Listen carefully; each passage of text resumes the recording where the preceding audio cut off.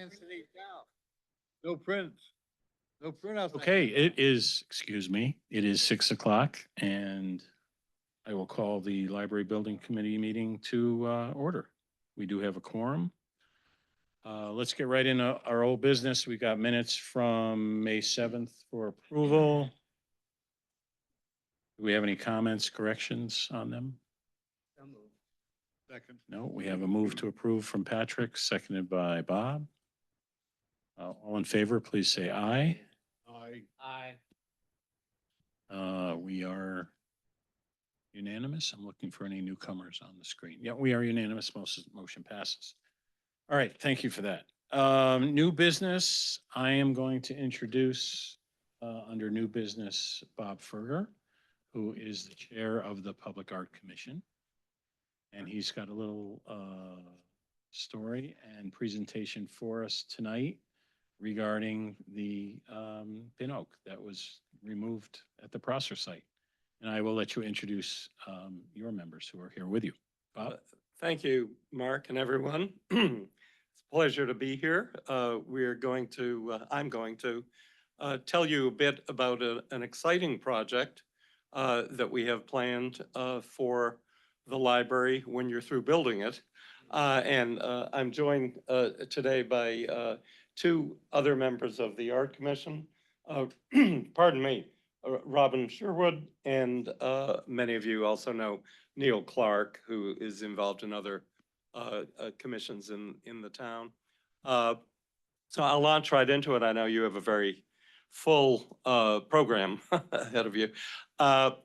This is, I think, a very exciting proposal. And by proposal, I mean we're still in the planning stage, but it is well along, that is going to contribute and enhance the opening of the new library. Just as an introduction, and I will do a brief introduction, we're going to show a short video which is only 1 minute and 53 seconds long, so it won't take too much time. And then I will go over a few details and be happy to answer questions and comments. So I am the chair of the Art Commission. The Art Commission goes back about 5 years, and it traces back to before it ever was set up by the town council, meetings we had with Elizabeth Lane at the library, because we knew that Elizabeth had some art affiliation background herself, wanted to get her advice. But actually, we went there to tell her one of the things the Art Commission would like is to produce a sculpture for the front lawn of the library. We had discussions about that, and we were very fortunate that Elizabeth joined us as our liaison to the town for the Art Commission when it was established. The history of our wanting to do something with the tree that was cut down goes actually back to this property. There was a very major tree, many of you probably remember, on the front lawn of Town Hall. And we had proposed preserving that and doing something with it. And the State Department of Transportation took it away when it was cut down, and we never had a chance to lay our hands on it.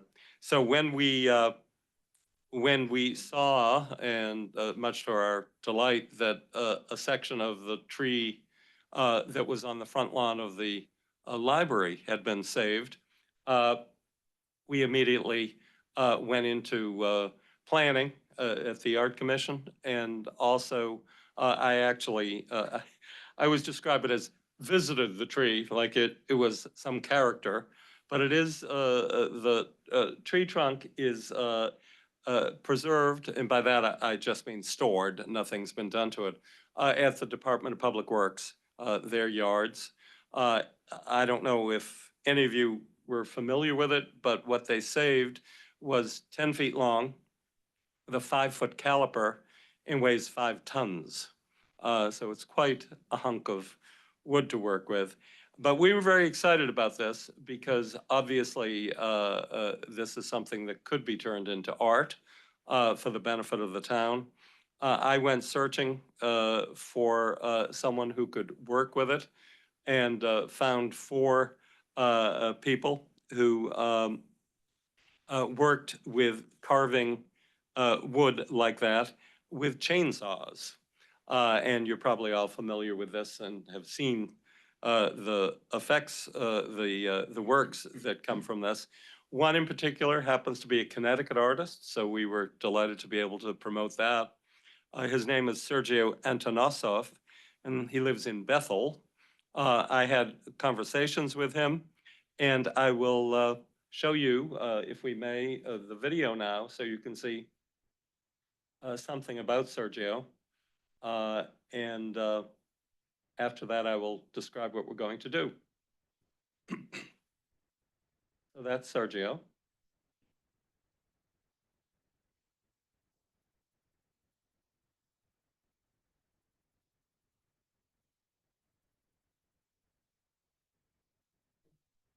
Yeah, it starts with an ad, which you can skip over in about 5 seconds.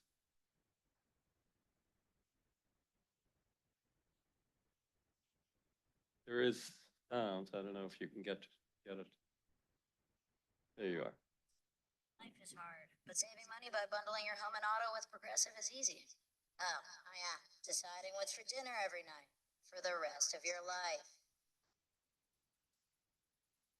Wonder if you can turn up the Vance Richmond volume. has a passion for transforming wood into works of art. He says each piece has its own spirit, and he says that spirit guides his chainsaw.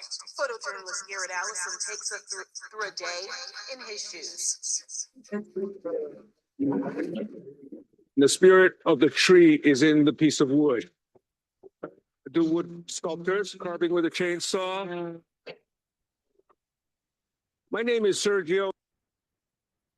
Carving for 10 years, chainsaw carving for 6. About 90% is chainsaw work. I like to keep things nice and simple. I'm basically going to be using two chainsaws, but I'm just going to rough out the bear today. And then you get your dimensions a little better, and you refine it, and you refine it. You go back, and then you start working on the head, you know, where the ears belong, where the nose belongs, and you work your way down. At a certain point, it's like the wood or the chainsaw or something takes over, and I'm basically watching. It's just happening. You follow your radius around the object, and it comes to life. You see it. You actually see it before it's there. And it's kind of like somebody else is doing it. It's pretty cool. It's like whittling. So you start up, you know, with rough, and then you fine tune it. I hurt my back, then I got operated on twice. I couldn't work. So I needed a hobby. I was pretty much bedridden, and it became a passion, and now thank God that I have this. I made my own job. I didn't, you know, there was no job for me. I wish everybody could find a job that they love. It doesn't even feel like work to me. I come here and I'm happy.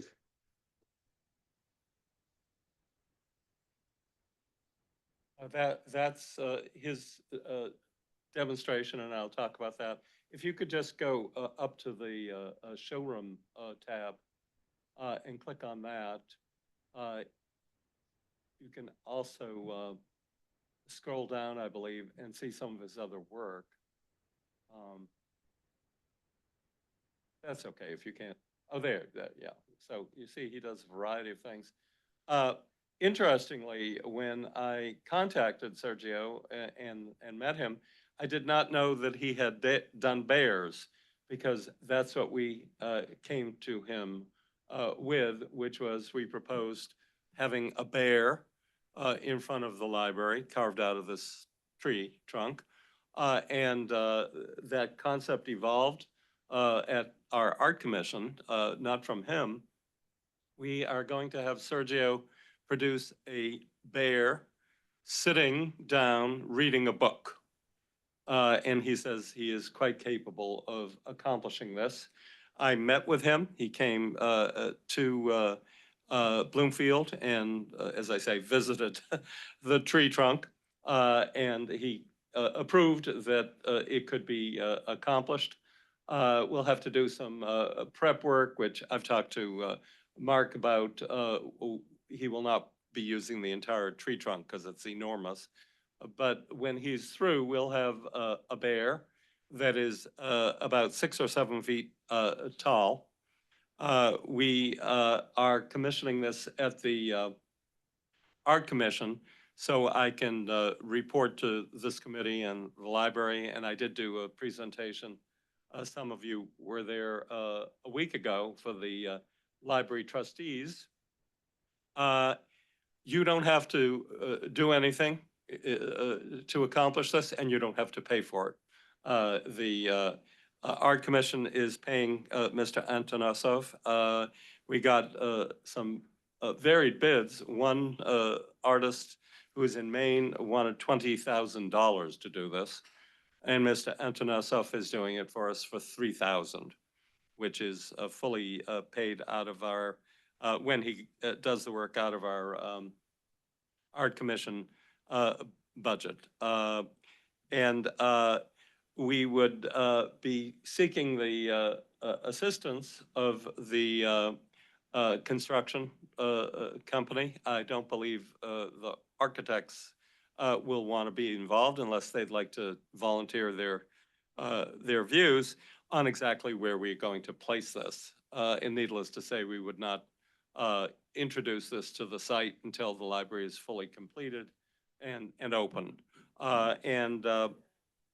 The object that we were attempting is to create something that's iconic, that people will recognize with our library, and actually draw people to visit not only the library, but Bloomfield. So we sort of think of this as a bow and a tribute to the past of the library, and an iconic welcome to the future when it is open. Just a couple of other items about this, and then I'll be happy to answer any thoughts or comments. The Department of Public Works in Bloomfield has been very cooperative, and they have already told me that they are willing to move the finished product back to the site.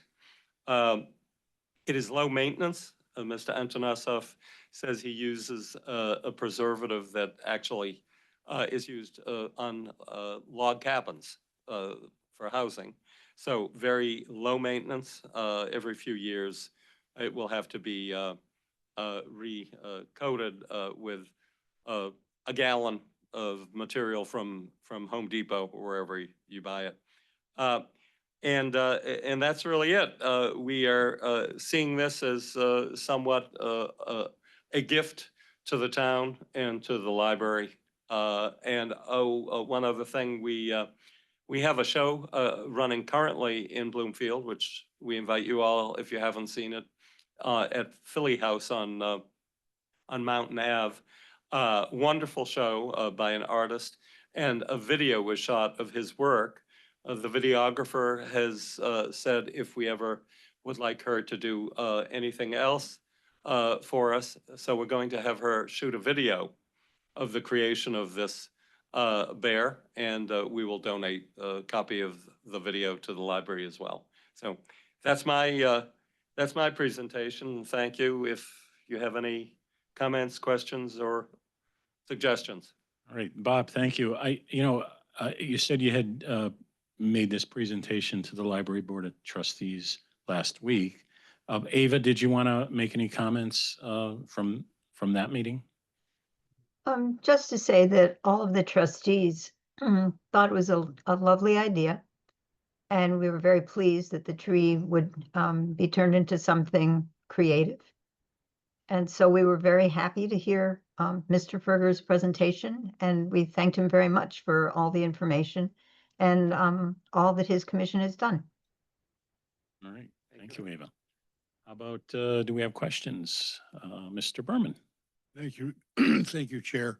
My one question is, did you think about, because it is such a large piece of wood, about having two things drawn from it?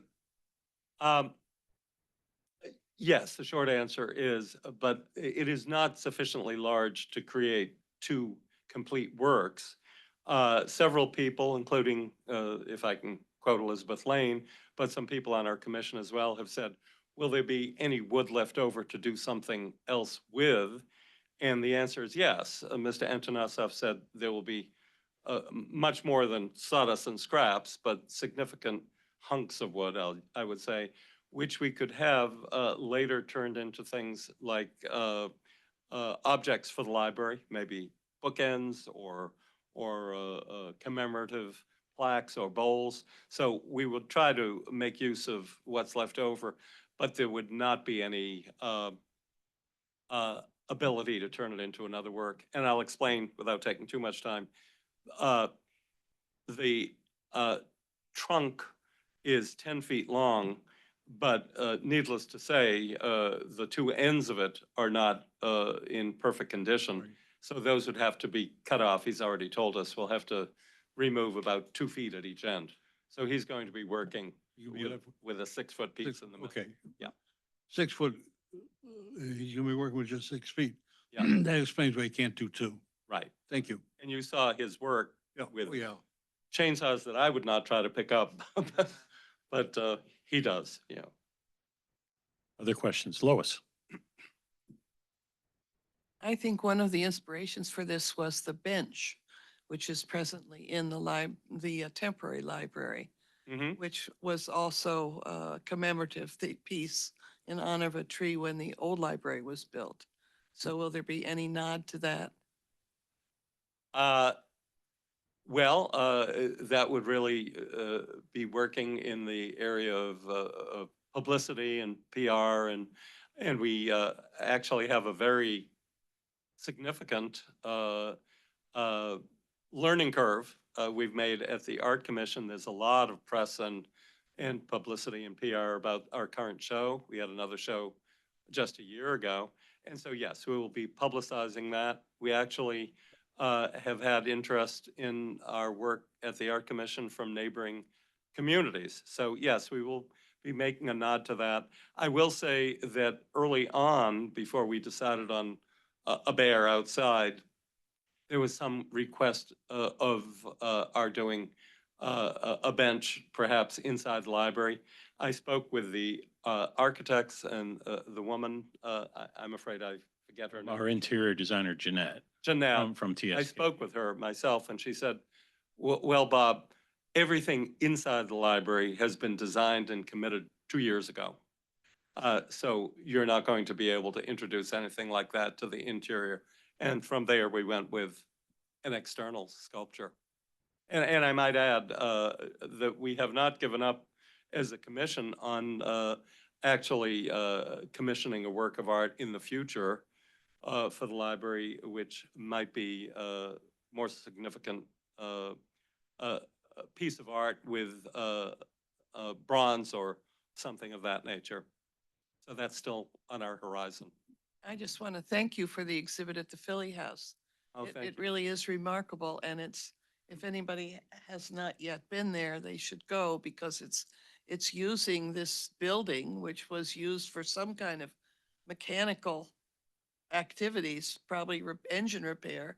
And then here are these incredible paintings filling the place. It's just marvelous. And the artist was there, so that was particularly you. fun. We're very excited about that, and I won't take your time this evening, but we are pursuing other places where he may be able to show that, including a permanent installation at some museum in the area. So thank you. It belongs at the MoMA up in North Adams, at least temporarily. MoCA, MoCA. Mass MoCA, yes. We're also talking to the New Britain Museum of Art because they have the space for it. Yeah. Thank you all. All right. Any other questions? Patrick? Sure. Oh, absolutely. Thank you, Bob. Just one quick comment. I was wondering if the Arts Commission would consider something down the road for the McMahon-Wintonberry Library. Yes, and that has been brought up, and we definitely have that in mind, that we will look for something that we can do there. As I said, this was sort of an opportunity that presented itself, having this material. And just briefly, we've been contacted by other communities about their art commission, and the town of Glastonbury has an art commission. They read about our proposal to have a bear, and I spoke with the director of their art commission, and she wanted the name of Mr. Antonosov. I said, I will give it to you if you promise not to make a bear. And she said, we don't have bears in Glastonbury. So I gave her that name. But we do, absolutely. This is not a one-off. The commission is here, you know, for good, and we are looking for other opportunities. So yes, do that. Thank you. Any more questions? Okay, Bob, we thank You. you. We thank the commission. We thank your liaison, Elizabeth. We like to think of Elizabeth as ours, but Yes, she's she yours wears too. Many hats, and people are gifted to have her on their team. Thanks to your members, Neil and Robin, for joining us. You're welcome to stay as long as you care to, as we go Thank through the tedium of paying a lot of bills. But no, actually, it's very exciting now, thanks to the buildings, you know, getting finished, so. Thank you, Mark. We will be in touch. Okay. We'll Excuse ourselves. You have a lot of technical business to deal with. Thank you. Let's go to our construction manager downs. We got Anthony in person. We've got Johnny on the line. Johnny on the spot. Johnny on the spot. No handout. We don't have a copy machine anymore. We're downsizing, Joe. Go ahead, Anthony. All righty, let's go down the agenda. Same as usual, project update, general items, additional conduit and copper lines. I want to say they have been installed in the building from Frontier. We put the conduit down. We have the copper lines into the building. There are provisions out there for Frontier to give us 5 more additional lines, which will not require any more conduit, which will not require any copper lines. It's just a module that they have to set up in the building to get us up and running. But right now, we do have one dedicated to the fire alarm system and one dedicated to the elevator. Going down the list, MDC has reared its head on the fire meter pit. We called for a meter to be installed in that big fire meter pit that we installed on the north east side. And they wanted some new structural provisions attached to the lines going inside the pit as well as coming out the pit. This was above and beyond their own project manual that shows how to basically build the box and install it. So it's above and beyond. So right now we're working with Manafort and the MDC to complete this work. It's going to be an extra. It has delayed the project. We have passed our fire sprinkler NFPA 13 inspection. They allowed us to turn the water on for that inspection. We had the fire marshal all ready to go, so we have passed that. But now that the water is shut down, we need to do what they are requiring above and beyond what was originally shown in their design manual for this fire meter pit. They are requiring it. So I'm getting a letter substantiated from the MDC that basically states that is above and beyond their handbook and their qualifications for installation, and that they need to inspect before we get our meter pit, or I should say our fire meter installed. They've inspected this many, many times. Their metering department came out. We called out to put the meter on for this NFPA 13 inspection. And then they hit us with the structural requirements of supporting lines going inside and outside the pit. Van Zelm continues to review the MEP systems. They did provide a report a couple weeks ago. They have been through the startup of the RTUs and boilers every step of the way. As we get programmed and our software and our lines on, they will be more present, or I should say, showing up more to the job site to watch the programming of the BMS systems for all the controls required for the mechanical systems within the space. Going down the list, we have a Prosser update. Our site work contractor is continuing with file grading at the south entrance of the garage. The sidewalks have been poured at the Prosser site. Once that south elevation curbs are installed, all the sidewalks will be tied in and completed. They have prepped and final graded for the installation of the plaza entrance slab, along with the forming and pouring of the plaza steps. As you can see, those went in, look fantastic. Right now, we are moving on, and when I get to the PCO section of this update, you'll see what we're doing with the plaza. But yes, they have graded, and we're ready to pour some concrete at the plaza entrance. Topsoil is being installed throughout all elevations where we can at Prosser.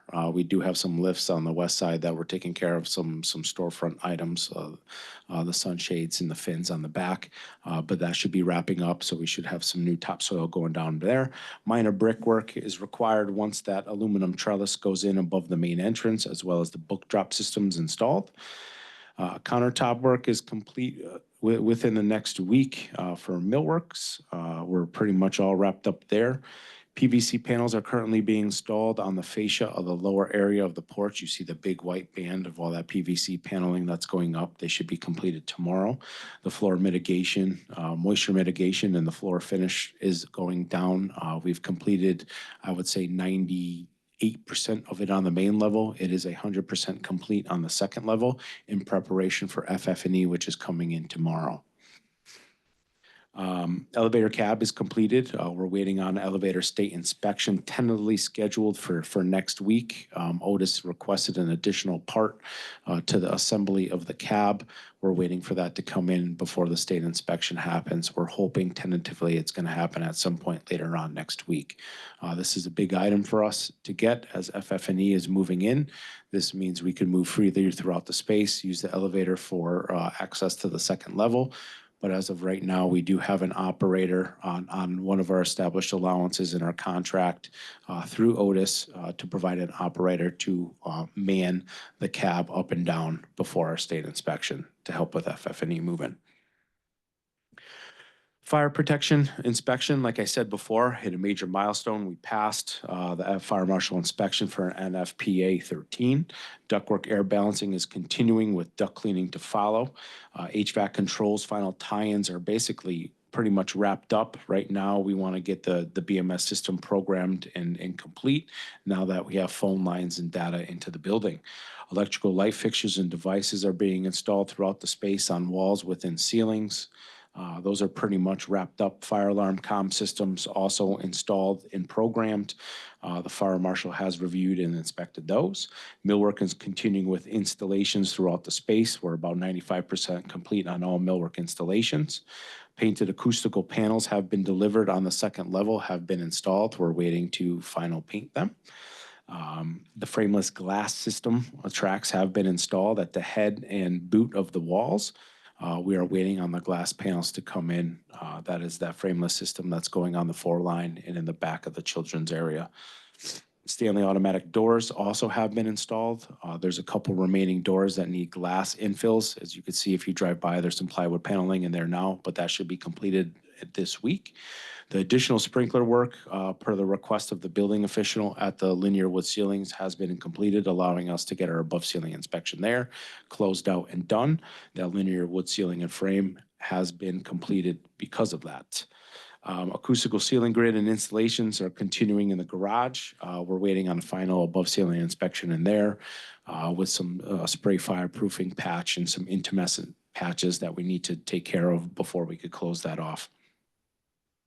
Anybody have any questions? A lot of this list has gotten smaller. We've completed a lot of tasks out there, and we're pretty excited to show you the photo section of this update. But does anybody have any questions? Questions? Mr. Berman? Thank you, Chair. Just the MDC, I'm going to call it MDC surprise. That apparently is what it is. Yep. Pretty obviously. Did they give you any rationale or justification for going over and above what the? They didn't. I think it's going to be their new standard moving forward. So they should update their 2017 book to 2025 to make sure they encompass everything.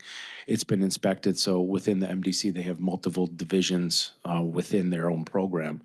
You know, you get inspection, everything passes, and then the final component, the metering department, comes out there to install the meter, and they said, this is not our new provision. We need this, and this installed.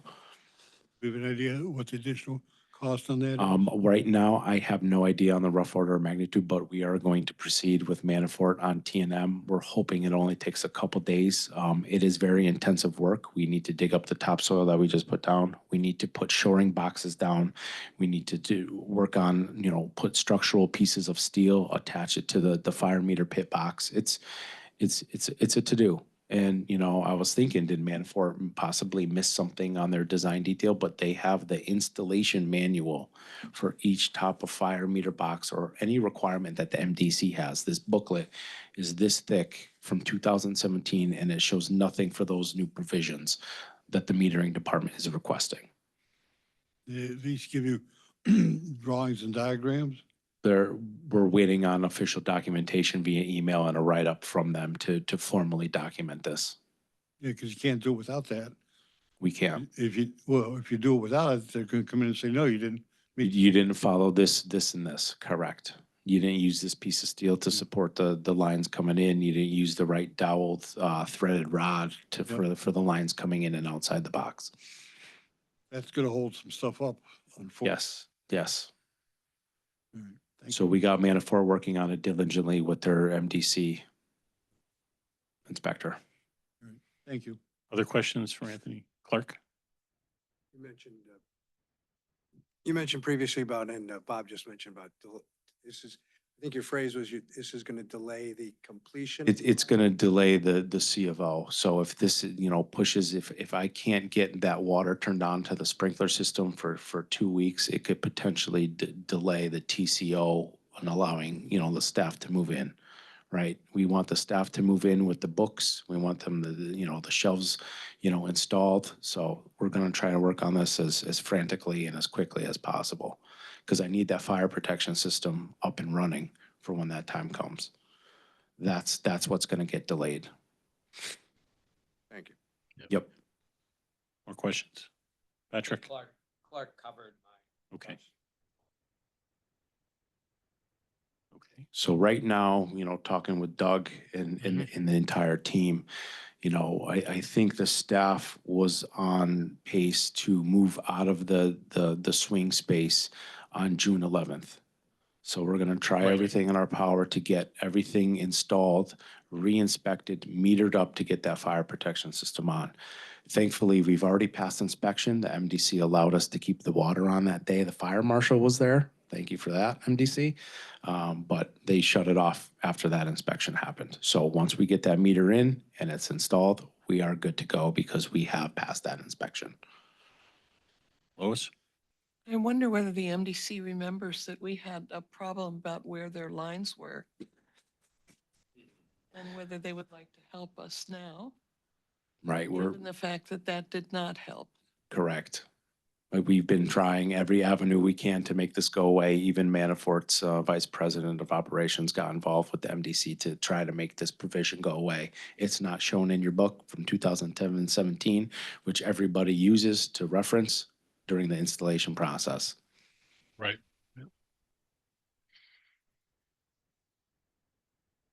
And again, there's 3 different departments within their own MDC. We've passed, countless inspections already on that fire meter box. That's why we backfilled. That's why we called for the fire marshal inspection. That's why we've done what we did, is because we thought we were okay. We called for the meter to be installed prior to the inspection, and that's what they came up with. I get that we've done what we have to do, but it seems to me this is the second time that they've done this to us. Correct. I think we're lucky it's only twice. I'm serious. I'm really serious. These agencies, they don't talk to each other from department to department. They change their rules whenever they feel like it. Yes. And it costs a lot of money. And the DOT is doing it to us also, as we'll see in one of these PCOs we're about to do. Yeah. Okay. Anybody else on the Prosser site? More questions? Anthony has more to report. All righty. Let's go down to Riley. Final site work preparations are ongoing. As you could see when you drive by, landscaping is being installed throughout the Riley lot. Topsoil's been installed. Concrete stairs at the bottom of the bridge have been installed and accepted, barring any minor corrective actions to the treads that are out there. Concrete flatwork installations will be finishing this week. The weather's not helping my situation there. The bridge paver and snow melt system is basically all tied in and complete. If you stand up on the porch deck and you look down the bridge, the pavers are in, the snow melts in. Looks absolutely stunning. Going down the list, the guardrails and handrails are being installed at the ramp at the bottom side of the bridge. The timber guardrail horizontal beam members, the posts are already in, but those are going in. And the final paving is tentatively scheduled for the first or second week of June. All right. Anybody have any questions on the Riley lot? As you can see, construction fence and scrim are going away. The space is starting to open up. It has a whole different feel to it. It has a whole different vibe, I like to call it, when you do walk the site. You're open to the public and the elements now, and it's absolutely wonderful. Okay. Righty, let's continue. Section B, requisitions and PCOs. Anthony, Just quick. do you mind sharing your screen just so we can follow along? Oh yeah, JD, where are you? You should have came up with this a little All while right. back. Thank you. I'm over here talking and talking and talking. Speed talking.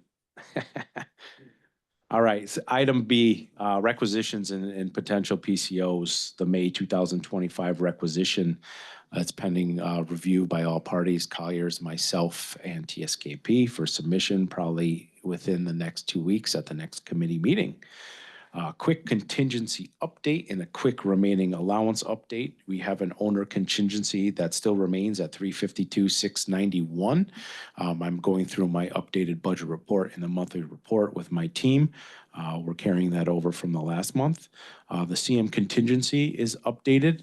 We have $361,400 that remain in that. And the remaining allowance update, we have, like I said before, at one of my updates, we have a GMP allowance section and we have a subcontractor allowance section. Our GMP is with the town of Bloomfield and our subcontractors are with us and our subcontractor. So our GMP allowance, projecting out, hopefully at the end of the day, we have a remaining balance of $74,500. And then within our subcontractor allowances established within their contracts with us, we have $120,500 potentially coming back. And total is somewhere just north of 900,000. And just to put the caveat, the pending PCOs below and what I'm looking for approval tonight are factored in those dollar amounts. Okay. All righty. Moving down the list, budgeted and pending PCOs, we have PCO 89, which is the structural clip and engineering that we needed for the glulam trim support panels of $39,000. I'm waiting for some T&M work to be finished up with our drywall subcontractor and our painter on that. PCO 93, which is the Washbrook native vegetated bufferings. We do have a number in there for Manafort. As you can see, when you drive by, all that vegetation was removed. The control mats are down to turn over to the DPW for their application of their, what is it, herbicide, I guess, or they're not doing that. So we'll find out. That's for you to, I think, figure out with them. Part of the contract. We are back and forth with TSKP and Richter Segan on the credit that is part of this PR. We are going back and forth with EDI, our landscaper, on that one, so that's still why it's pending. Column line 5 acoustical wall panel modifications, painted from fabric to painted to fabric. I have a $3,500 budget. I'm trying to negotiate some more credits coming back. I'm hoping at the end of the day this will be a complete wash. PCO 96, we have acoustical wall panels at elevation 4 on drawing 804. Per the TSKP directive of going to a larger size. I'm still working all these details out with TSKP of $33,739. I did make PCO 97 go away with our subcontractor. That was for some more additional acoustical panels on the second level. PCO 101 is the painting of light fixtures. We had to take the light fixtures down in the main atrium area and repaint them to a white colored finish as requested by TSKP. PCO 102 is column line number 3, wood soffit closure. Our supplier of the glue lam trim panels and the glue lam trim members had a product that they needed to panel off a soffit. Based on the material that they were supposed to provide, they didn't feel that was the right application. So I'm taking a credit back from them and an ad for Desco, our millwork supplier, which the work is already complete, to install a piece that mimics the glue lam trim members. At this point in time, I'm just putting $1,000 budget in there because I don't know what the credit back is coming from South County, who supplied that glue lam trim. PCO 105 is the additional upright sprinkler lines and heads at the linear wood ceiling that I talked about per the building official. Right now, I have a $9,200 budget in there for that work. We are pretty much complete, so I'm waiting for that final pricing to come in from our fire sprinkler subcontractor. Going down the list, official PCOs that we are looking for committee approval tonight. The first one is our should be PCO number 1C, which is our additional 2 months of general conditions and requirements due to schedule DEP delays from the beginning. We've carried this on our PCO or COP log since that happened. We've already had, constructability things pop up, through the course of construction. As you can see here, it's a $0 value as we are applying that to our CM contingency. That deduct to that CM contingency is the amount of $149,610 for extended general conditions and general requirements for those 2 months. Okay, questions? Thank you. Go ahead, Bob. Chair. These PCO you're looking for approval tonight already factored into the contingencies that you gave us. Correct. Yes. So that is net of all of this. Correct. All right. I move approval of PCO number 01C, the net amount of 0. Moved by Mr. Berman, second by Lois. Thank you. Just a comment on this. I was aware, probably from our owners' meetings for a while, that just like our architect, our owner rep has had some additional months of service fees, that Downs was going to have additional service fees. So I think the 2 months is fair. The general conditions and general requirements monthly fees that we've been paying throughout the job have been $102,000. $102,000 a month. So this is an additional 2 months at approximately $75,000 a month. So I thought that was fair as well. And I think taking it out of the CM contingency is the right thing to do. And you have been taking that out for, or at least anticipating that for some time, which I was not aware of, but nice to be aware of that now. So those are my comments. Any other comments or questions? Okay, all in favor of approving PCO 01C in the net amount of 0, please say aye. Aye. Aye. We, chair votes yes, and we are unanimous. Thank you. All right, thank you. Passes. PCO 34, Mark alluded to this earlier in the meeting update, but we've talked for quite some time about this DOT additional paving requirements. We've carried it for quite some time since last, I think, October. We've tried to make calls to the DOT. SLR has made calls to the DOT representative to try to minimize the amount of cost exposure of what the DOT is requiring. We originally had, I think it was a $68,000 or $69,000 cost in here. It's actually gone down a little bit to $57,731.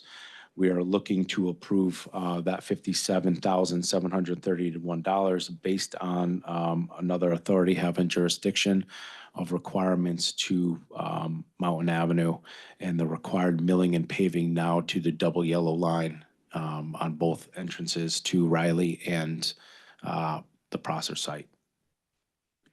I'll move approval of PCO number 34 in the amount of $57,731.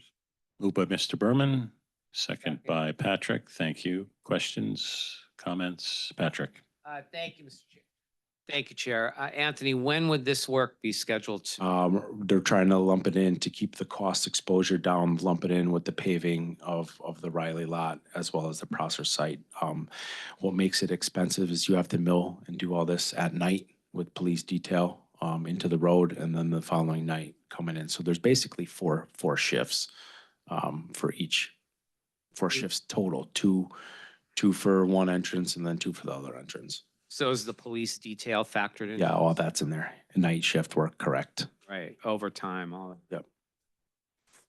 And does Manafort do any of this or is it all? Supervise it. I think it's through a subcontractor who's doing their paving. Oh, okay, but DOT's not doing? No, they'll supervise it and inspect it as that's happening that night, obviously. But again, we tried our best to try to make this be Right. alleviated. I know SLR talked to Monique, who's pretty high up in the DOT to make this go away and Well, they weren't. yeah, I was just concerned that if they would be doing it while we still have trucks traveling, back and forth. I mean, but it sounds like we're gonna wait a little longer. So not heavy trucks back and forth on that same. Right. Thank you. Other questions? Lois? Is this a standard requirement by DOT? Because it looked like they're requesting 2 large aprons. 2 large aprons, right? It's above and beyond another one authority having jurisdiction, changing the requirements based on what their usual standard designs are for patchwork, in essence. And we've documented our requests about why we're doing it. I have everything documented. I've gone through the proper protocols and channels with our, design engineer to SLR. They've made their phone calls to the DOT and they're not budging. And this is what they're doing for every community that has this situation? I can't speak for them. I don't know. Thank you. Lois, I hear exactly what you're saying. This is really unfortunate because we've got 2 locations they're looking for us to mill and repave all the way to the center line of the road. And in the case of the entrance to the Prosser site proper, we did not do any work between the white line at the edge of the road and the center line of the road, but they want us to redo that. We haven't touched that. We did do work outside the white line, at the edge of the road. At the Riley side. At the Prosser site. Down at the Riley entrance, we did get into the center of the road. So I could see them asking us to redo that. But to do it in both locations, I think is crazy. I mean, I suggest we pass this.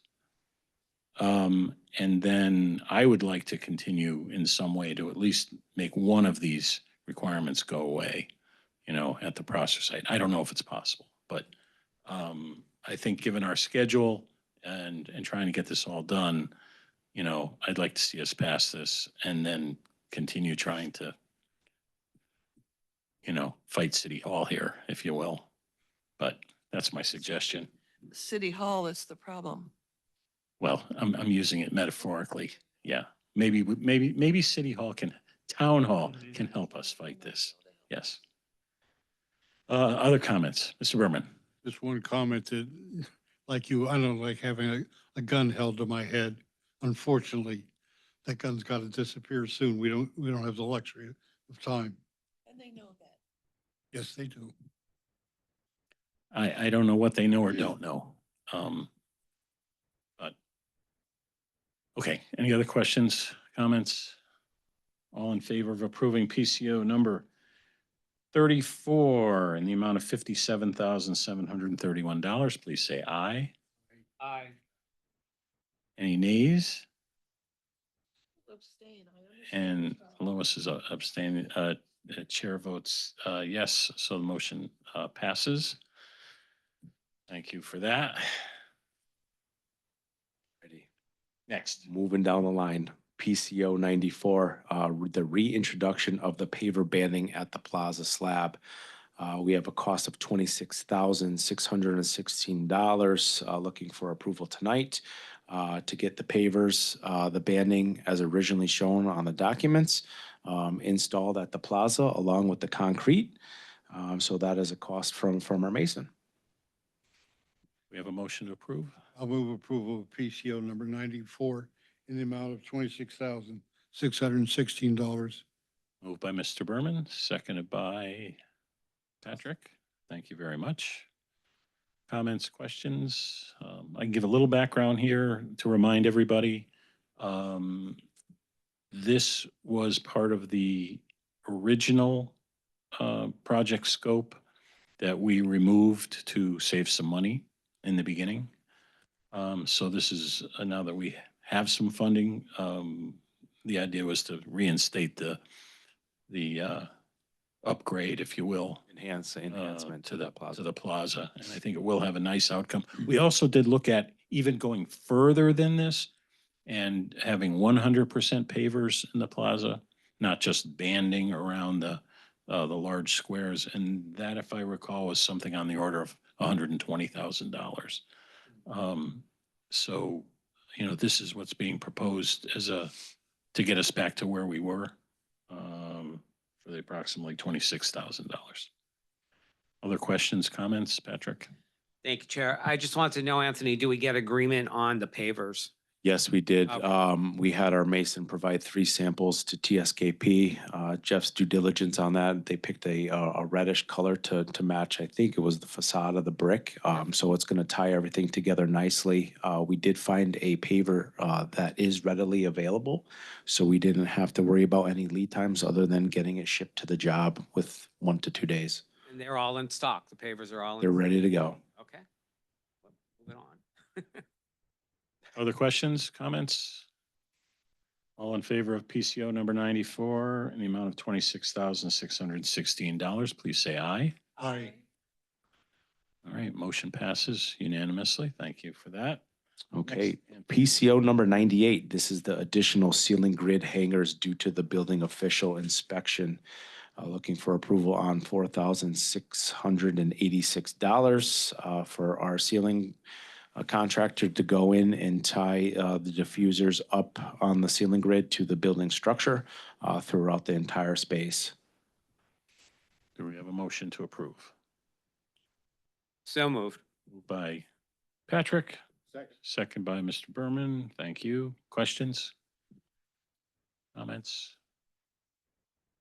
All in favor of PCO number 98 in the amount of $4,686, please say aye. Aye. Aye. All right, motion passes unanimously. Thank you. Next, Anthony. Alrighty, PCO 99. This is an additional shipping request by Downs to their subcontractor to get the paintable acoustical wall panels here as soon as possible prior to the fabric wrapped. Fabric wrapped had a longer lead time, but we wanted to get that work, especially that a second subcontractor is involved once they do get installed with the level of finishes that are currently in the building, FF&E moving in. This will be applied to our CM contingency, so the result is a $0 amount to the project. I'll move approval of 99, an amount of $0. Moved by Mr. Berman, second by Second. Patrick. Thank you very much. Questions? Comments? All in favor of PCO 99 for the net amount of 0, please say aye. Aye. Aye. Okay, motion passes unanimously. Thank you. Okay. Next. PCO 100.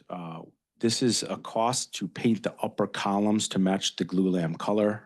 We've already done the work, but there are some color issues going on that we need to review with TSKP and McKenzie. But right now, the way that the glue lamps intersected the top portion of the white columns, the white would be visible around the glue lamp members. up at the top, a small sliver of white would be showing. So this work is to paint all those conditions in the amount of $4,462 to make sure that color blends with the surrounding wood. I'll move approval of PCO 100 in the amount of $4,462. Moved by Mr. Berman, seconded by Second.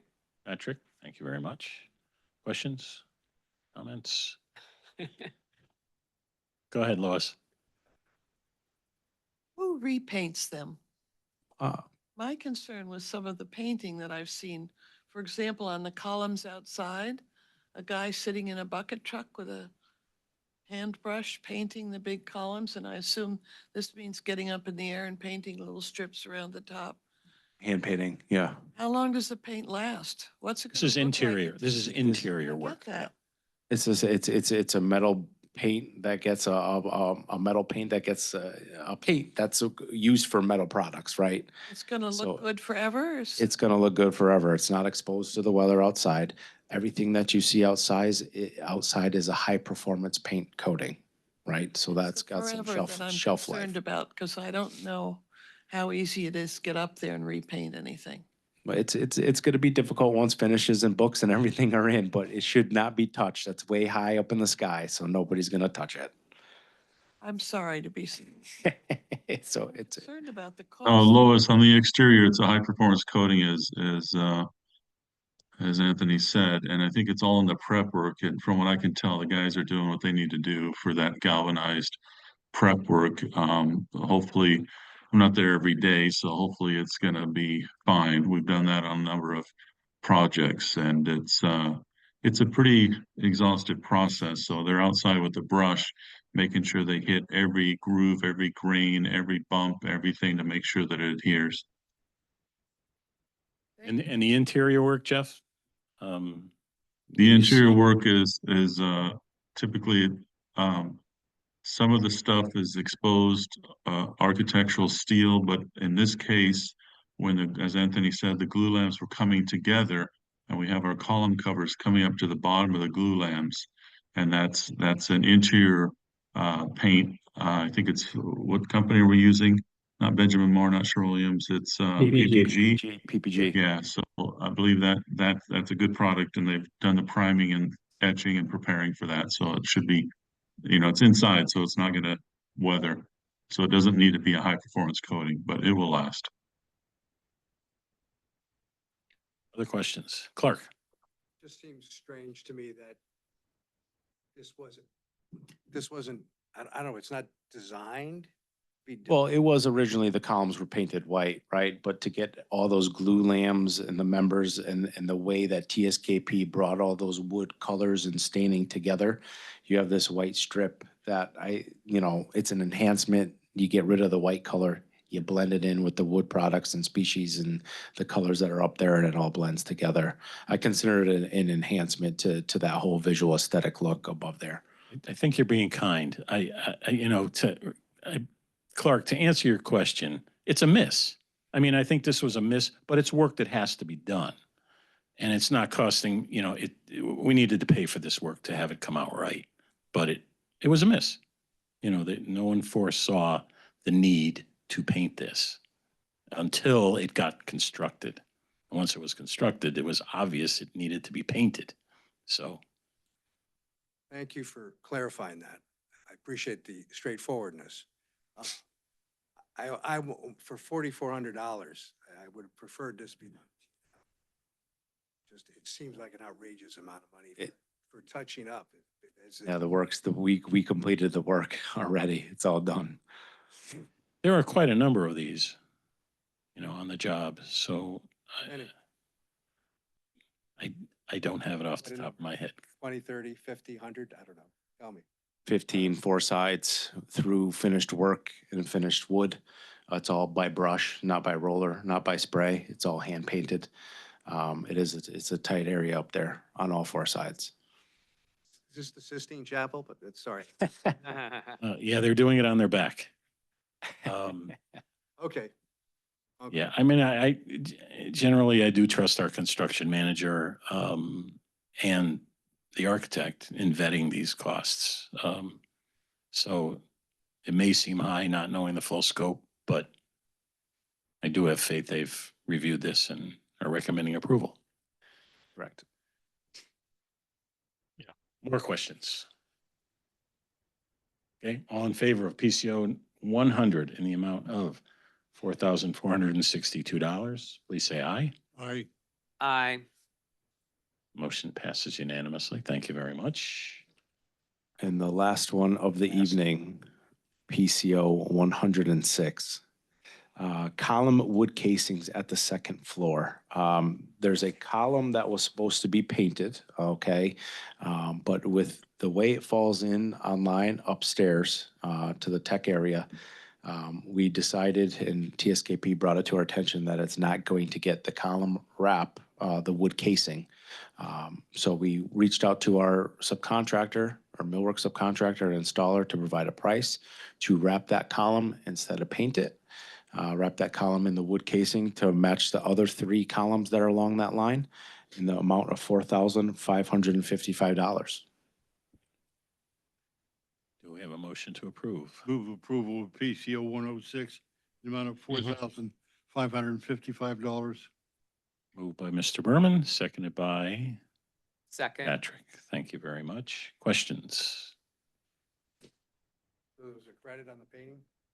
Yeah, small credit on the painting. Yeah. Lois? How can it cost $4,400? How? See, How can it cost I'll tell. $1,300 to install it? How can it cost $2,600 to make something that's 12 by 12 on 4 sides? With a radiused corner and all sorts of shimming and blocking on the inside. The fabrication is $2,578 and the installation is $1,375. And Two guys for a day, 2 carpenters for a day to install it. These things are heavy. Have you guys seen the casings and the shells that are going up out there? It's a very difficult process. It's a slow process. We still have other column wraps to finish on the upper level, the top half of those columns, but it is a pretty, what's the word I'm looking for? Substantial piece of wood. Patrick? Sure, thank you. So Anthony, where exactly is this column? Like, can it be seen from all points? Correct. It can be. Originally, this column, it was shown on, I think, a structural drawing to be, or architectural drawing to be within a wall. But the structural drawing showed it obviously where it is today, based on corridor space and layout of the footings and foundations going all the way up the building. That's why originally it wasn't supposed to have a casing on it. But this is right outside the tech training room, on the second level, right outside the bathroom area. Okay. To the right-hand side, when you walk, let's say you step out of the bathroom, it's a big, I think it's a 8x8 Hallway, column. right. It's a pretty big column. But yes, Yeah, it sticks out from the wall. Oh. Can it be painted with the same paint that's being used to paint the trim that's exposed and at half the cost, or? it's up to whatever the committee approves. 'Cause right now, it hasn't been. No, because all the other columns adjacent to it come up and they hit at a point where all the glue lamps coming together. This one is half outside the wall in the corner, and it goes up and it hits the same point in the glue lamp intersection. So we can't just paint it. Yeah, it's something. Patrick. Good thinking, though. $9,000 for 2 change orders to do things that were missed. Well, we're paying for these things, no Right, matter what. we're paying for 'em. We're not, And we're the not being contingencies, penalized. again, the contingencies are meant for that. So, things happen like that. Other questions? Okay, all in favor of approving PCO 106 in the amount of $4,555, please say aye. Aye. Aye. Any nays? Anybody abstaining? Lois is still thinking. Say yes. He votes yes. Okay, motion passes and no, it's a different animal. Or the DOT. They're creeping out. DOT. All right, thank you for that, Anthony. What else you have? All right, just the fun part of the agenda update. Let's go over some pictures. Pictures. All righty. First things first, this is the interior, this is collaboration room 107, glass and carpets all installed. One of the column wraps you could see is scribed and going all the way up over here. All right, let me actually zoom it if I can.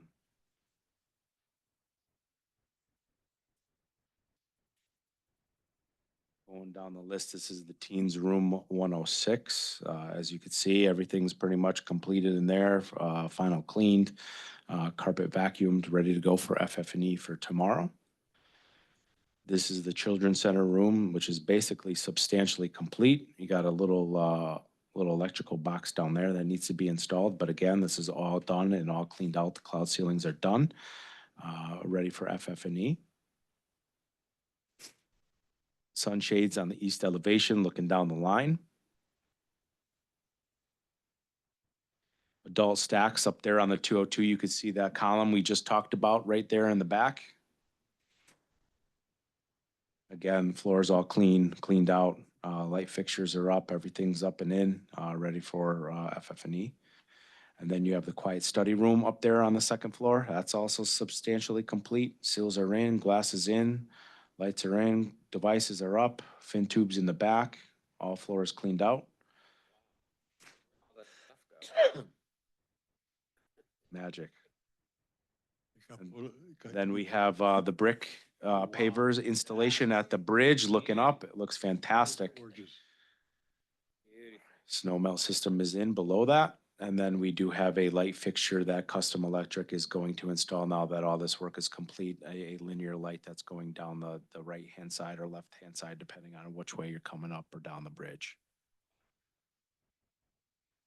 This is the linear wood ceilings that I talked about where we had to put the upright ceiling, the sprinkler heads based on the building official's review. Again, we have the fireplace in the back. Again, floors down, we are substantially complete. You can see the porcelain tile in between the brick openings. The interior brick openings has been set and installed. Those light fixtures are hung the way they are in this picture, just for accessibility to for our ceiling subcontractor, but those will be adjusted height-wise accordingly. They're coming down a little bit, right? Correct. This is the PVC board on the south elevation that I was talking about that we are finishing up. All that's 100% complete. All those exterior columns have been painted. All that guardrail system's up and painted. This is the children's service desk area in the back there, right outside where we had the picture of the cloud ceilings. Again, millwork's installed, upper cabinets, lower cabinets, the circulation service desk for the children's area. Carpet's all installed. We have some wall base going on tomorrow, which is on the perimeter. All the FF&E items that are moving in tomorrow are all centrally located on each floor and room that they're going into, which is great. And that kind of takes us through the pictures. Anybody have any questions in regards to the pictures? All right, final questions for Anthony or Johnny, or Scott's here too. Sorry, Scott, I didn't recognize you before. Just Mr. Berman. quick comment that the cleanup since last Tuesday is amazing. Because on the walkthrough last Tuesday, there was a lot of open space, but it wasn't clean. Floor protection was down. It was Right. dusty. It was a cluster mess of a lot of tools, equipment, Yeah, there's dust. a lot of products. stuff scattered in different areas. And seeing the carpet and seeing it like that, it stands out very nicely. And I think it gives us a feel and the appearance that not only we were hoping for, but library staff, I think, was hoping for too. So kudos to everybody on that. Job well done. Thank you, Bob. It's nice to hear good things once in a while. Usually then, the phone calls, emails and text. Yeah, there's been a lot of strong effort by Downs over the last couple of days to wrap things up and get it to where it is now. So thank you, Doug. Yep. Yeah, I stopped by this afternoon and it really, the pictures really show it very well, very well. It's really magnificent. So yes, kudos. Thank you, everybody. To Appreciate everybody. that. Okay, we're good. Let's move on to Glenn. Welcome. Hey, good evening, everyone. It's been a minute. I know I've missed the past couple of meetings, so it's good to join you virtually again. Anthony, that's an incredible amount of progress. It looks fantastic over there. Just the past couple of weeks, I can't believe the progress that everyone has made. And it's exciting, you know, it looks phenomenal. So kudos to everyone on the Downs team. For McMahon, right now, I don't have a lot to update. So I'm going out for pricing right now on the parking lot repave, the flat work and the sidewalks. Depending on the numbers that I receive, that's going to dictate whether or not I need to advertise a formal bid. If I get numbers exceeding $109,000, I've got to go ahead and write a bid package and advertise it. So right now, I think we're anticipating 3 or 4 week shutdown starting roughly on August 18th to do the canopies, foundations, repave, sidewalk. And I know we are still confirming a few things on the children's garden, primarily the perky pave system. So I think Jeff can speak further to that this evening. But just as a brief update, through Structures Unlimited, those canopies are being fabricated as we speak. I expect that to be completed by mid-July. I also coordinated with Millennium Builders to make sure that their permits were submitted to our building department for approval. It can be kind of an extensive process for approval. And so their permit was submitted for the foundations, and I do have them starting on the 18th as well. Other than that, I think I only have one invoice for this evening. And I also did share, along with those attachments, the title is incorrect. I believe it reads McMahon PPA, a red line version. That is the power purchase agreement that's being negotiated right now between Connecticut Green Bank and Crumbie Law Firm. That is for Prosser Library. So the heading on that is incorrect. I know I've been asked several times throughout the past few months about the status of the solar on Prosser, and I've been saying, you know, it's being negotiated, but what exactly does that mean? So there is a lot of language that has to be reviewed, a lot of verbiage that's very carefully dissected as it translates to significant risk on the town's behalf. So I have to say that Crumbie Law is being very effective in their review. And like I said, the comments are going back and forth right now with Connecticut Green Bank. So they are wrapping that up. I expect to make heads out of that within the next week or so. I feel like I've been saying that for a while. That's why I wanted to share the agreement, just for a little bit of transparency into that process. But I know things are coming to a head finally. Just as a point of information, for those of you looking at the 4 pages printout, there are 45 additional pages besides that did not print out. So that was, the full agreement was sent out to everybody's email. Okay, so yep, thank you, Joe. But like I said, there is a lot of language to work through for that. Other than that, that's really all I have right now. Joe, I think I had one very minor invoice from Site 1 for hydro seeding material. Yep, you did. Hang on. Why don't we hit that right now? That's what I'm bringing up. Okay.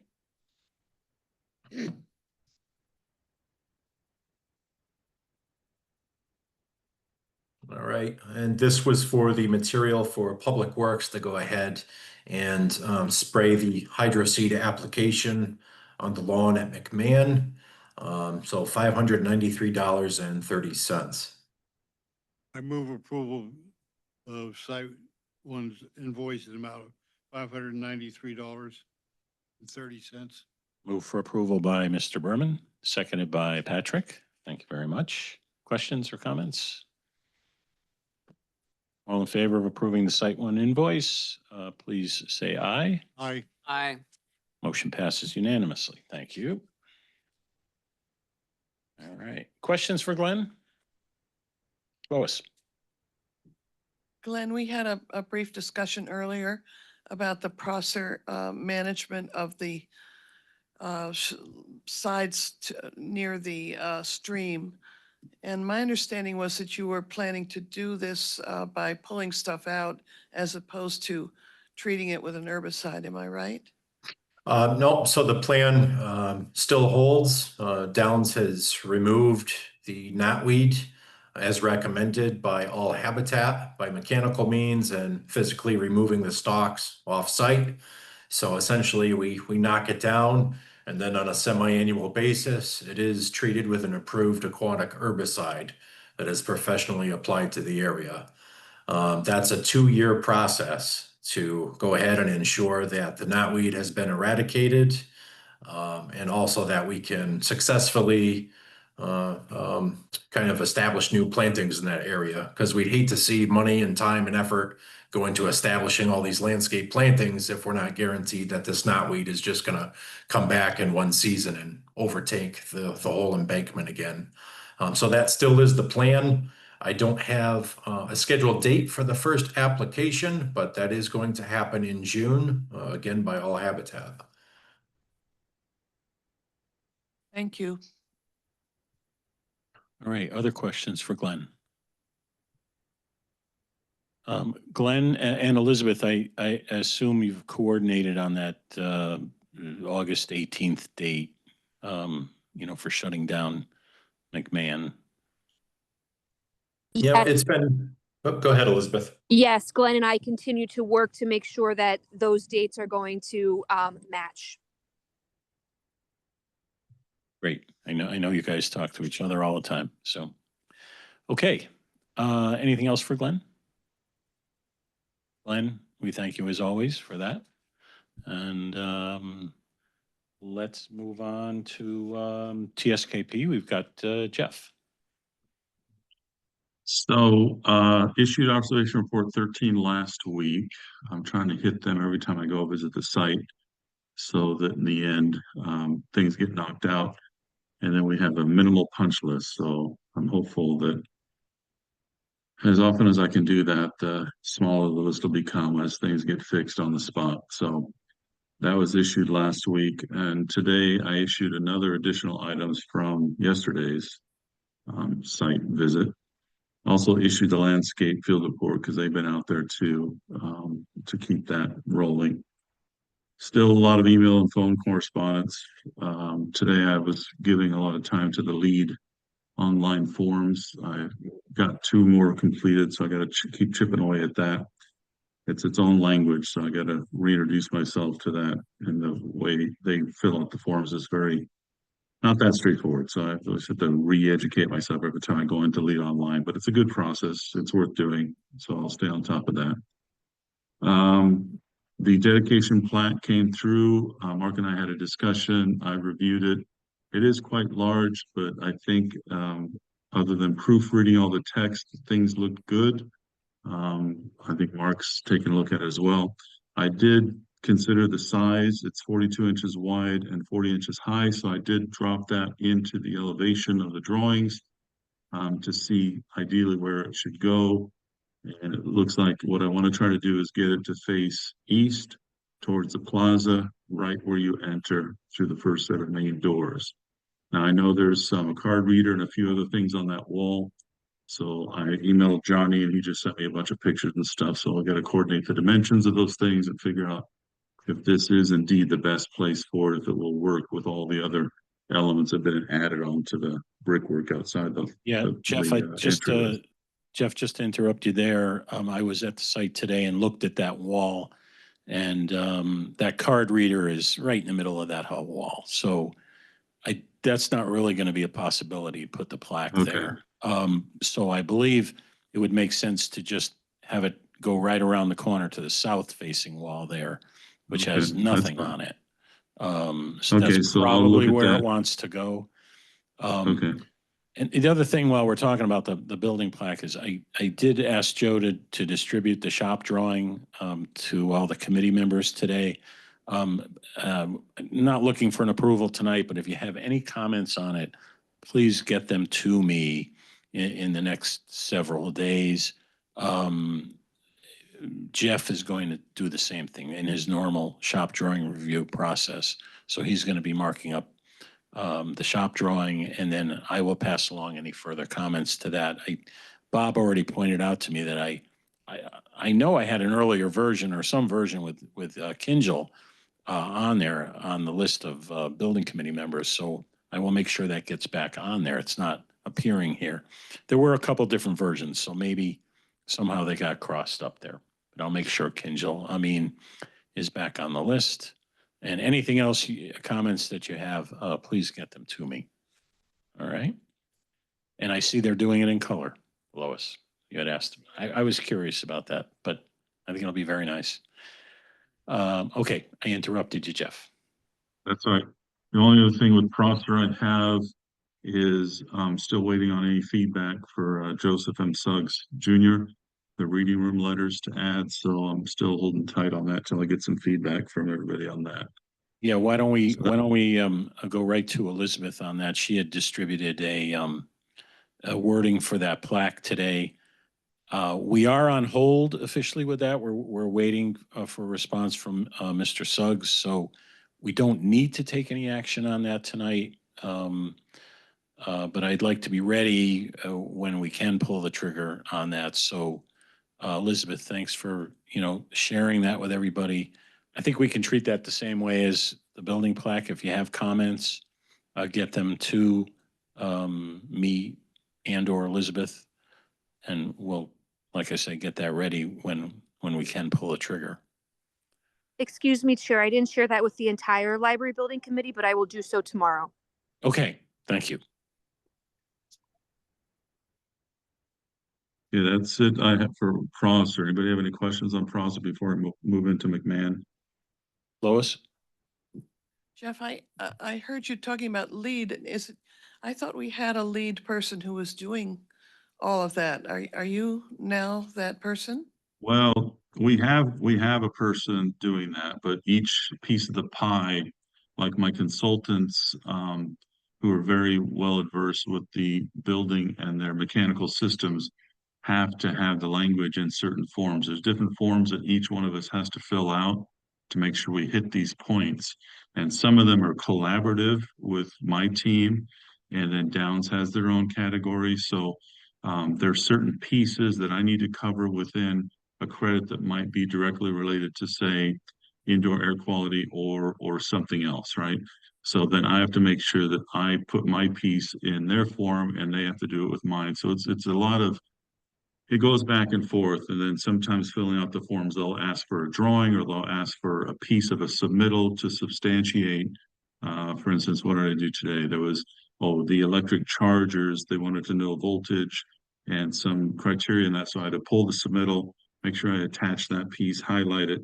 So there's a whole process of form work and paper logistics that have to go into this to make sure we fulfill that. And I've called Cynthia a couple of times because the software had a couple of glitches and we figured it out. So, but once that I get into that, then other things start to take priority, like keeping Downs moving so we can finish this building. So today I gave myself some time to just re-enter that because that's got to be done too. So,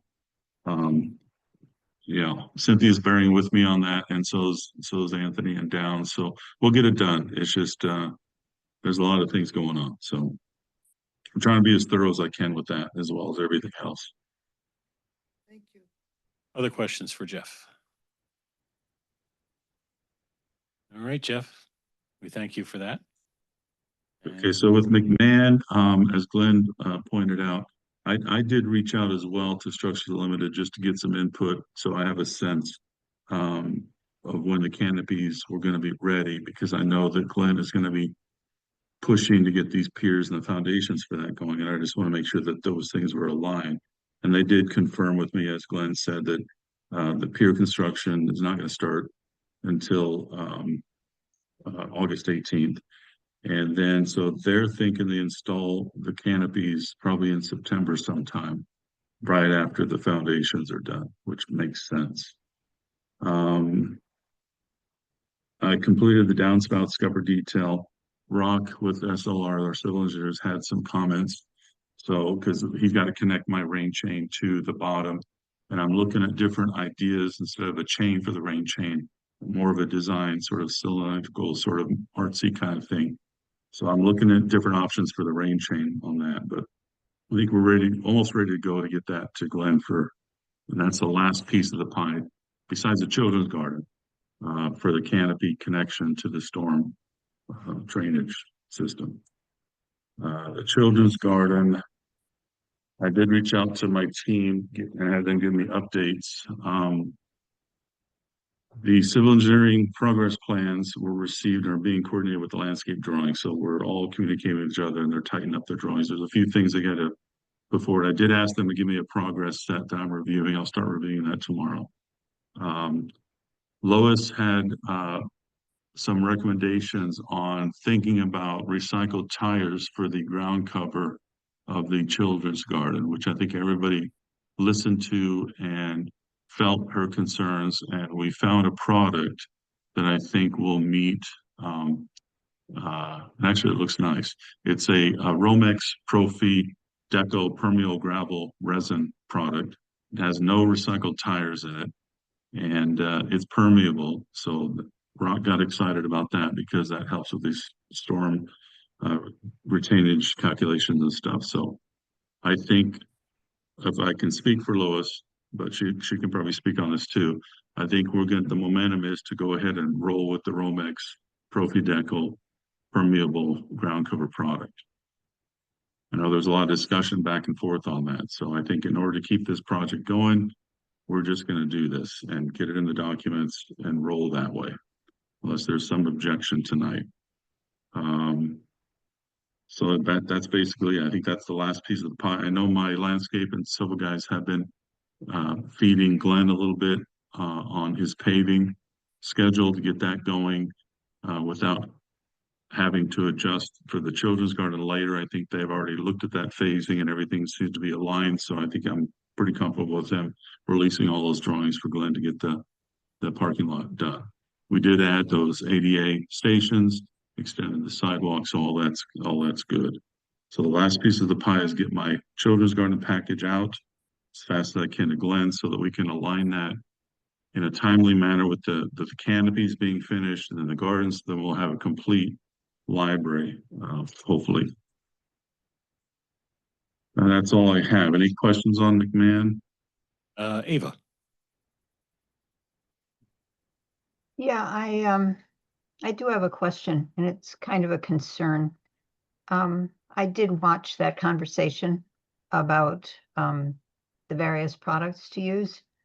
And when I looked at the one that now appears to be the one we'll be using, I was somewhat startled to see that it contains bisphenol A, aside from a couple of alcohols. The concern with the alcohols, of course, is that eventually they volatilize and can leach. But to have a product with BPA where children will be playing, to me is an extraordinary concern. We can go back and forth about the tire pieces or whatever, and they have not been disallowed anywhere. But BPA, of course, we all know has been removed from endless numbers of products because it leaches. So if we're going to have children playing or walking or otherwise interacting on this surface, I think that might be something to consider when you're deciding on a product here.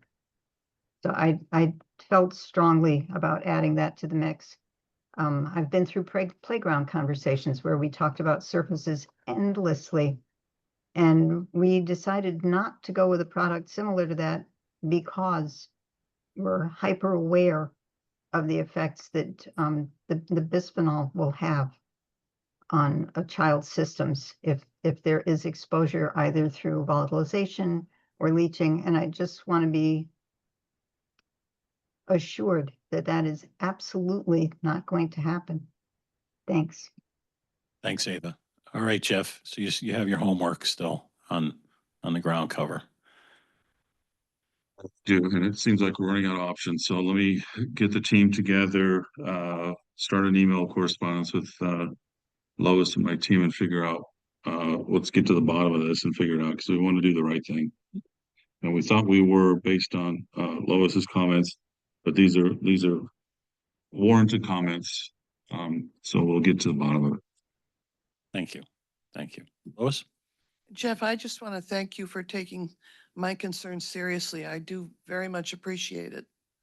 And it sounds like the binder has all kinds of stuff in it, and I'm not a chemist, but my assumption was that once it was cured, that was going to stay where it was, the binder piece. Get the binder with either product, I guess. Okay. I'd go for wood chips, but that's pretty hard with a wheelchair. And it'll be tracked into the library. I don't want to do that either. So I don't know. I'm running out of options, and I know my landscape architects get a little frustrated, but I'll talk to him about it and see what we can find. I can see Jeff's pulling his hair out over this, right? So I just have to be very gentle with Mike because, he's under pressure to get unlimited funds to get this thing done and get this out. So, but we got to do the right thing, and I'll speak to him and we'll get it done. Jeff, I think the landscape architect is the person who should know this. And so he Yeah, should be able to, he should be able to help yeah, you he's more than any but of us. right, but he's of the position that what he originally specified would be fine, and there were some issues with that with the recycled tires. So then we found this that didn't have the tires, but it has issues. So I don't even know if there's something that exists. So we'll have to figure this one out as a team, everybody. Okay, thank you. Ava? Yeah, I just wanted to add, I'm not trying to be a pain or to hold things up, but I spoke to a couple of people who are scientists, and there is a concern about that resin. So Well, if there's any other products that you guys might feel that these scientists could recommend, then I would be more than willing to review that with my team. yeah, I was just asking them about, I wanted to be assured that leaching or having it volatilized would not be a possibility. And there is great uncertainty about the fact that it will be outside, exposed to sunlight, exposed to extremes. And they were not so sure that it was that stable. And that's my only concern. If someone can assure that, great. If they can't, then that becomes a consideration. It's a children's garden. So thank you for looking into that. Thank you, Ava. It's feeling like it should be just probably grass then That'd be fine. with some plantings. Keep it natural, keep it organic. Mr. Berman? All right, to be continued. That's exactly what I was going to suggest. That we may end up with natural grass. Less is more. Even though kids' clothes will get stained and there'll be some dirt, and you'll probably get some of that get tracked in. That may be where we end up. Okay. All right. Anything else for Jeff? Thank you, Jeff. All right, so let's move on to the ever patient Doug from Colliers. Doug, now that we're last but not least, well, now that we're actually moving furniture in yeah, this week, like tomorrow. Tomorrow, yeah. I you know what? I promise I'll move you up in the agenda for next time. How's that? That's fine. All right. Go ahead, Doug. Okay, well, like I say, as always, the Tri-State continues to do their testing. We're probably coming down to the end of the line with them. Pretty much just going to be some concrete at this point left. Windows are done. Most of your masonry is complete. Reports that they have continue to be sent off to the special inspector and the building official. So that continues. As Anthony mentioned, commissioning is in process. There's startup is starting up, is beginning. And Van Zelm has been involved with that. We did receive one invoice from Van Zelm, which should be discussed later. And then, as we talked about, FF&E moves have finally started. McMahon was moved yesterday, so everything is over from the atrium, has been moved over to McMahon. So that is complete for the most part. Prosser at this point is tentatively set for June 11th, but as Anthony mentioned, we may have to take a look at that date based on when we get our TCO and the ability to occupy the building, but should be within a few days of that in any case. And furniture, like we've mentioned, is starting tomorrow. We have book shelving coming in and some miscellaneous tables and chairs will start to come in. So yeah, it's exciting. It's kind of coming together near the end. Yep. All right. Questions for Doug? Mr. Berman. Thank you, Chair. Doug, worst case scenario, and it's, everything can't get physically moved out of the atrium and into Prosser Mhm. by the end of June. Yep. Where can it, is it contingency for it to go to Meyer? We can talk to Meyer. I think at the last meeting, there was going to be looking around town to see if there was a place we could put it there. But yes, we could definitely, if it has to go somewhere, Myers does have storage that's available. So we could certainly talk to them if we need to store short term.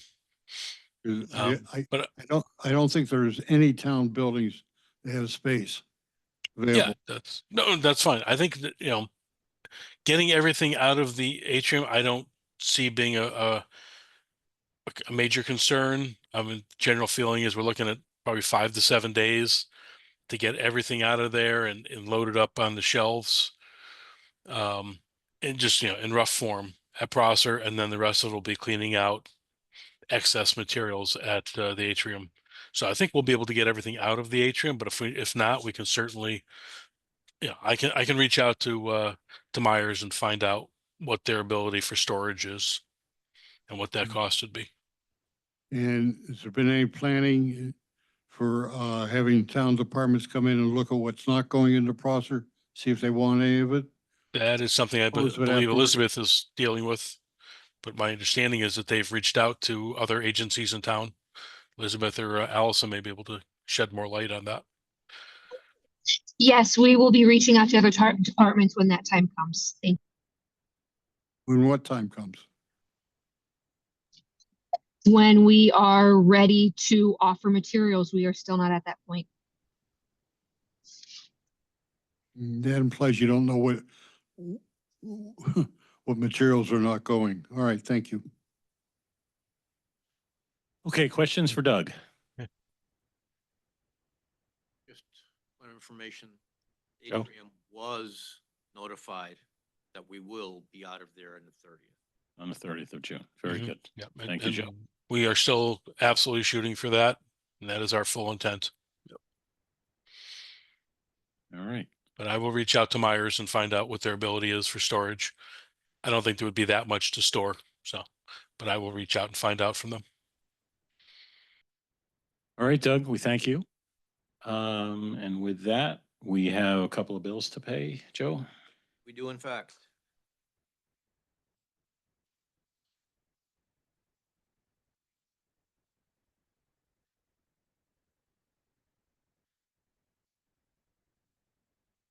Okay, this is TSKP. First up is TSKP for the McMahon services. For the canopies and gardens of $10,237.50. Okay, moved by Lois. Second by Bob. Thank you. Yes, it's that item and it's a closeout of the FF&E services as well. That's 5,000 of that. Questions? Comments?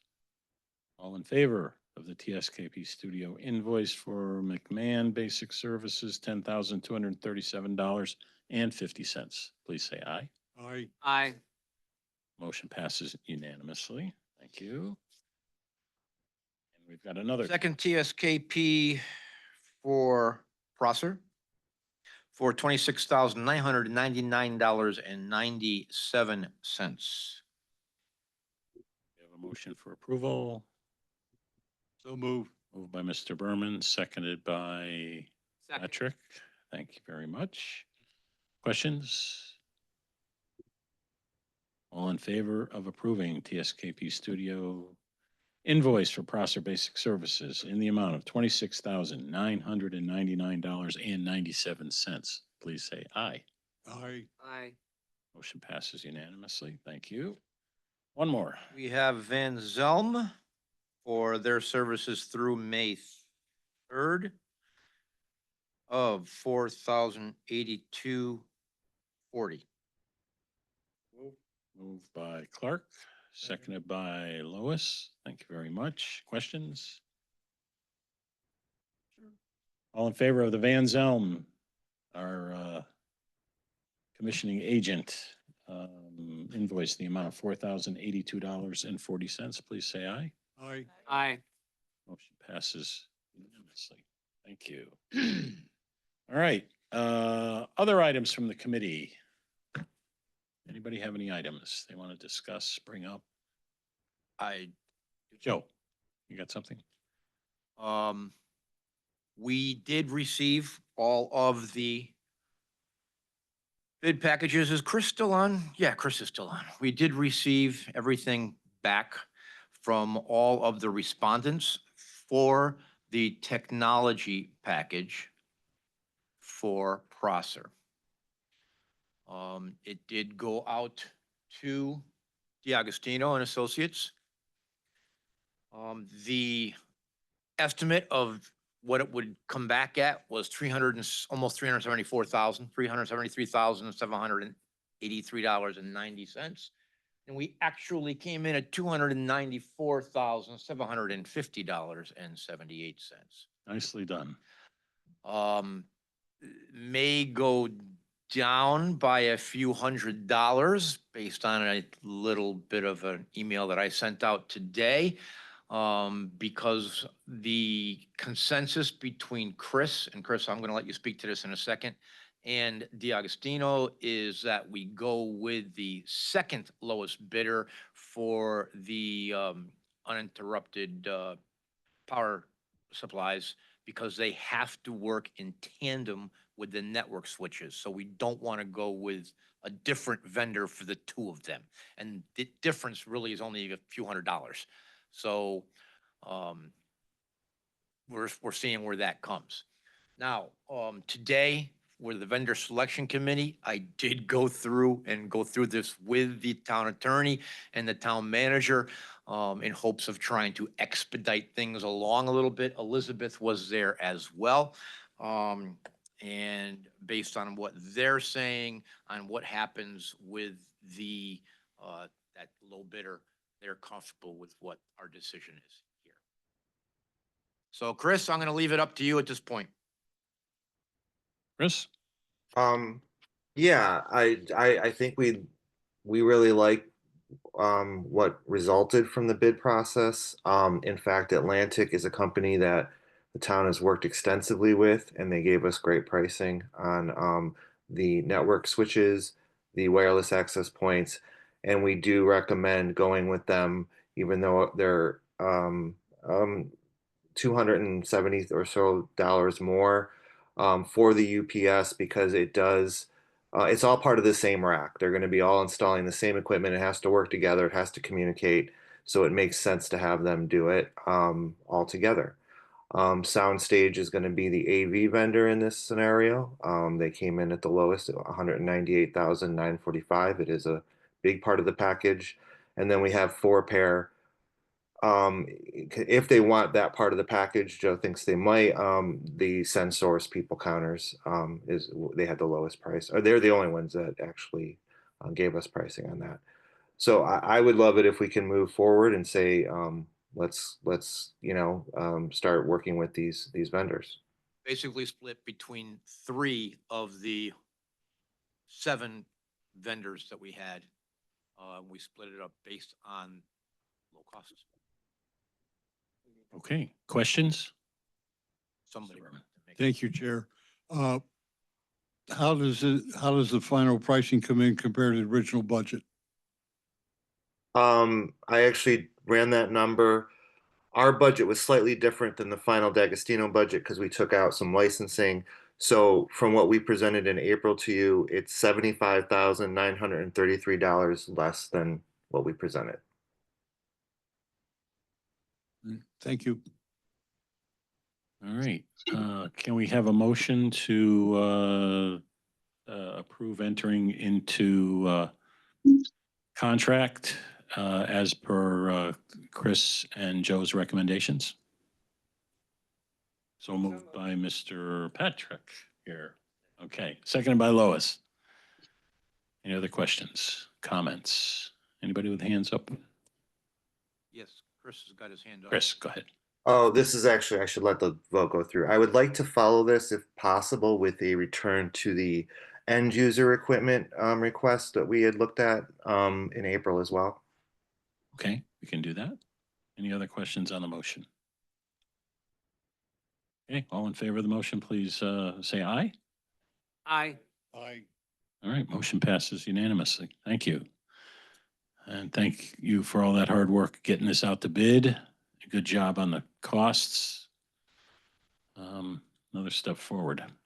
So Chris, what do we need to do to follow up on Yeah, on so these end user equipment? Yeah, Joe, can I share my screen real quick? Absolutely, all yours. All right, so I'm returning to the budget we looked at in April. I updated it to include the numbers we looked at tonight, so that was 294,750.78 for the bid package. The remaining part of what we need at Prosser is the end user equipment, which we will procure ourselves through state contract pricing for mostly for Dell and CDWG, and the bulk of this is all going to go to them. There's a few things we're going to get from our phone vendor, one of our self-check vendor, Amazon, maybe for some gaming consoles and the AW computers. What I would love is if we could actually approve this budget as I've outlined it here, the total of $89,152, so that I could start to make POs and get firm, lock in my pricing, get POs, and start ordering. That would be my preference. Let me see. Scott had a question. Yeah, can you scroll down to the total? Oh, yeah. I was going to present this too. Yes, Scott. So factoring all of this together with the bid package, we're now at $483,457.51 for the entire project's technology budget. Okay. So when I was tracking this with the town, the technology got kind of revised to 575,000, and then some monies had already been spent for whatever it was spent for it. I don't have the detail in front of me at the moment, but I had an uncommitted balance after expenses of $459,836 for technology. So I just wanted to kind of add that to the conversation. So that 459 is apples to apples with that bottom line we're looking at here, 483. Yeah, that's the comparison from what I see in the budget for technology. Okay, so if we were to go ahead with this, it would be over budget. We'd be over budget by what, $24,000? Yeah, approximately. Okay. Other questions? Just a comment.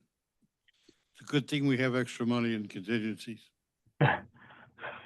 For lots of things, right?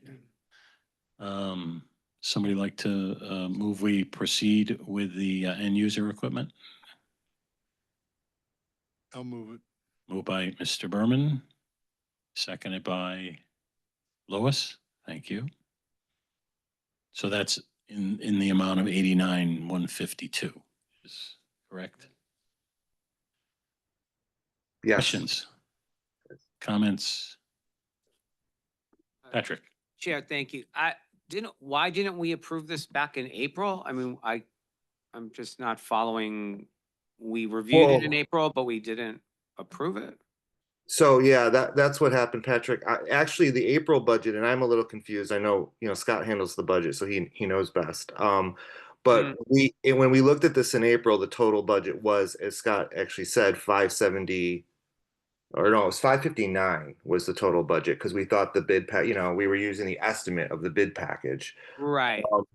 But we wanted to see how we came in on the bid package. And that's why I think we waited just to see where we came in. Okay. And this though is totally, oh no, I do see a line for McMahon. Okay.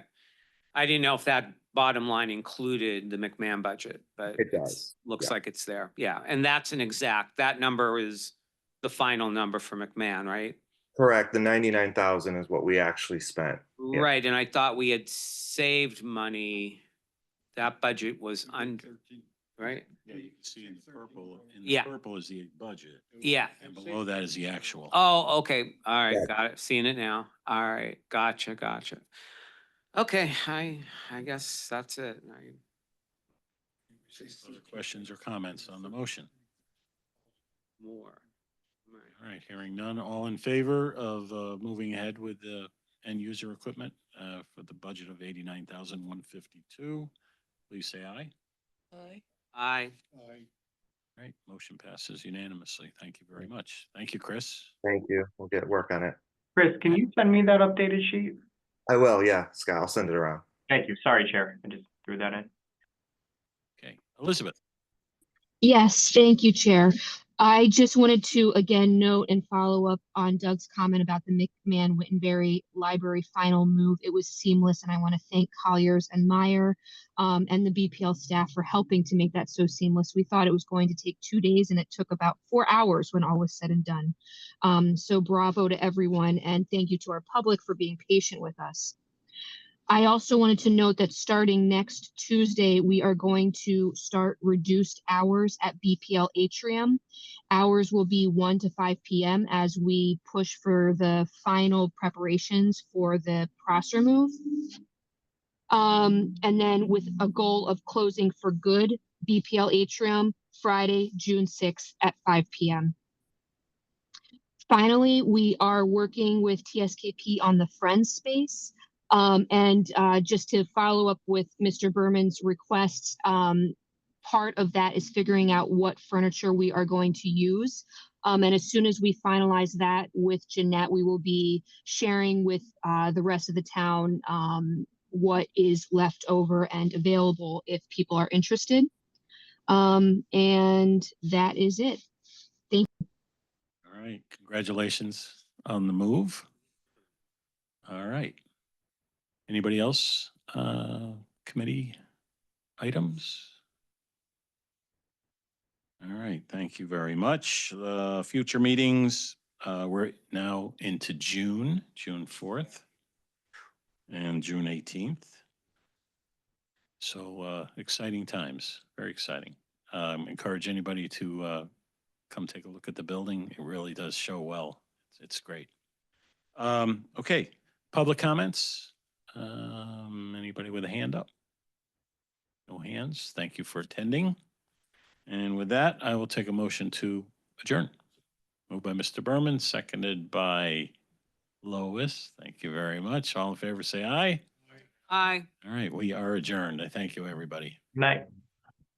Night all. Bye. Night.